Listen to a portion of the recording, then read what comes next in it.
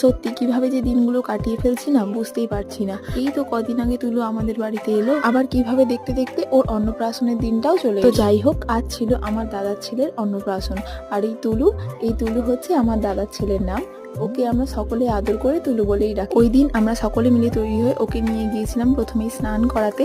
আমাদের বাড়ির সামনেই যেহেতু নদী, তো ওই নদীতেই আমরা সকলে মিলে স্নান করাতে নিয়ে গিয়েছিলাম। তো সবকিছু নিয়ম কানুন সেরে ওর স্নান পর্ব শেষ হলো। তারপর বাড়ি এসে ওকে সাজিয়ে দিয়েছিলাম ওর ভাত খাওয়ানোর জন্য, কারণ ওর ভাত খাওয়ার সঠিক সময়টা শুরু হয়েছিল প্রায় দুপুর 12টা থেকে। ওই দিনও প্রচন্ড কান্নাকাটি করছিল, কোনো মতেই ওকে শান্ত হয়ে বসানো যাচ্ছিল না। শেষমেশ অনেক কষ্ট করে ভুলিয়ে ভালিয়ে ওর ভাত খাওয়ানোর রিচুয়ালসটা শেষ হলো। ওই দিনও এতটাই কান্নাকাটি করেছে যে ওর প্রিয় জিনিসপত্র মুখের সামনে দিয়েও ওর কোনোটাই পছন্দ হয়নি। ও তো এরপর ভাত খাওয়ানোর রিচুয়াল শেষ করে আমরা অনেক ফটো তুলেছি।